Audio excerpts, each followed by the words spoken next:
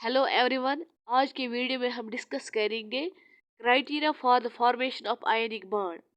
वो कौन से क्राइटेरिया होने चाहिए एक एटम में या दोनों एटम में जिससे हमें आयनिक बॉन्ड बन सके।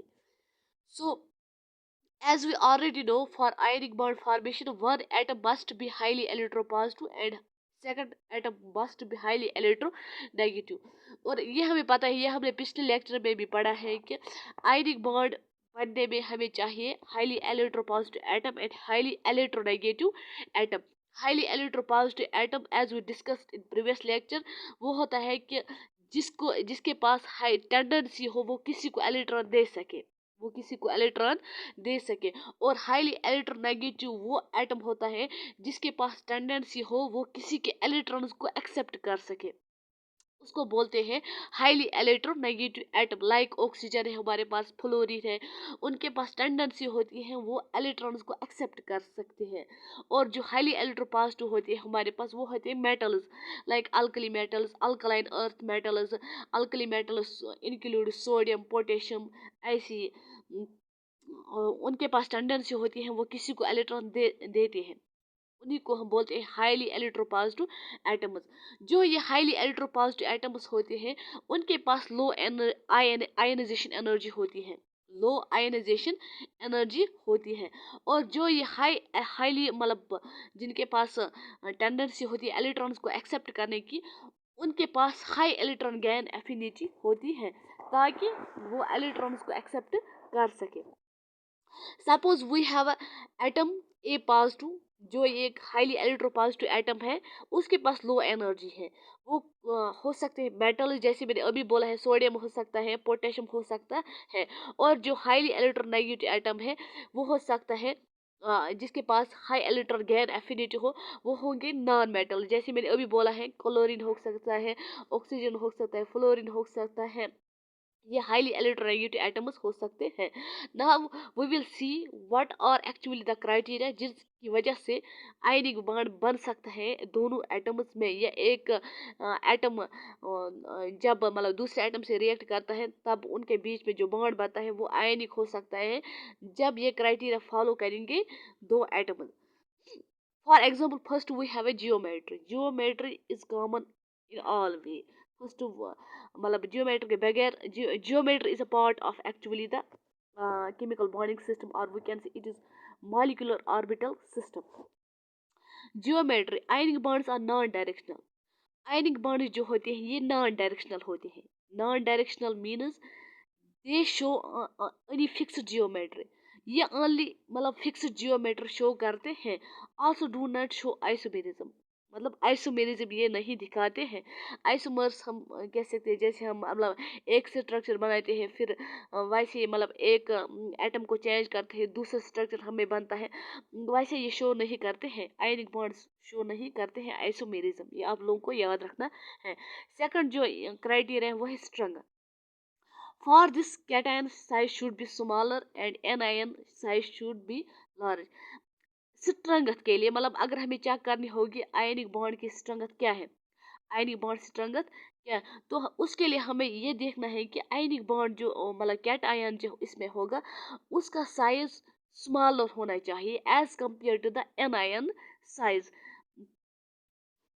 देन स्ट्रॉन्ग बॉन्ड बन सकता है, तब ही स्ट्रॉन्ग बॉन्ड बन सकता है, तब भी हम कह सकते हैं आयनिक बॉन्ड की स्ट्रेंथ जो है ये वो हाई है। Also charge of cation should be large, और जो कैटायन पे चार्ज होगी चाहे वो +2 होगी, +3 होगी, +4 होगी, वो हाई होनी चाहिए, हाई होनी चाहिए, तब ही स्ट्रॉन्ग बॉन्ड बन सकता है। For example, we have sodium and fluorine, and this side we have magnesium 2 positive and fluorine. Sodium and magnesium are cations. Anion is same. Anion is same in both cases. But cation is different. Cation is different. Also, we can say size of cation and size of this cation is same approximately. But the charges are different. This has only one charge. This has two positive charge. So high, as we already discussed above, charge of cation should be large, then strong bond is formed. So this has more strong uh, uh, capacity to form the strong ionic bond because it has two positive charge, so it can form the strong bond. Then this sodium fluoride in these anions is common but number of, जैसे मैंने अभी बोला है कि इनमें anions common है, size of जो cation है वो भी अप्रॉक्सीमेटली सेम है, but we can make difference only because of the charges, because this has only one charge, single charge, this has two positive charge. So as we already know that the high charged cations can form the strong ionic bond, as I discussed below this step. नव एक example है, ये important example है, ये आती है CSI net में आती है, गेट में आती है, इंट्रेंस एग्जाम अगर आप दोगे किसी भी मतलब स्टेट लेवल का तो उसमें भी आती है ये एग्जाम्पल केमिकल बॉडी में। जैसे मैंने अभी बोला है कि स्मॉल चार्ज कैटायन का स्मॉल साइज हो, इनमें सेम इन सब मतलब एग्जांपल्स में सब जो एनायन है वो सेम है, एनायन सेम साइज हमें डिपेंड नहीं करता है इस पे। सो जो हमें कैटायन साइज है इसमें स्मॉलर है, ये इससे ज़्यादा है, थोड़ा इससे ज़्यादा है, इससे ज़्यादा है। सो साइज भी कैटायन का जो लार्ज है, लेकिन चार्ज डिफरेंट है, इनमें चार्ज डिफरेंट है। हाँ, so we know down the group size increase, हमें पता है कि जो ये साइज है मतलब डाउन द ग्रुप हमें इंक्रीज होता है, डाउन द ग्रुप होता है increase. So that is why LICL for more strong bond, तभी हमने बोला यहाँ पर जो LICL है ये स्ट्रॉन्ग बॉन्ड बनाता है, because we know cation size should be smaller than the anion size. और अगर हम इनमें देखेंगे जो डाउन द ग्रुप है, अगर हम देखेंगे साइज इंक्रीज होता है, तभी जो ये LICL ये स्ट्रॉन्ग बॉन्ड बनाता है because of small size, because of small size. अब हम देखेंगे physical properties of anion bond. Ionic bond में कौन कौन फिजिकल प्रॉपर्टीज है जिनकी वजह से हम आयनिक बॉन्ड को आइडेंटिफाई कर सकते हैं।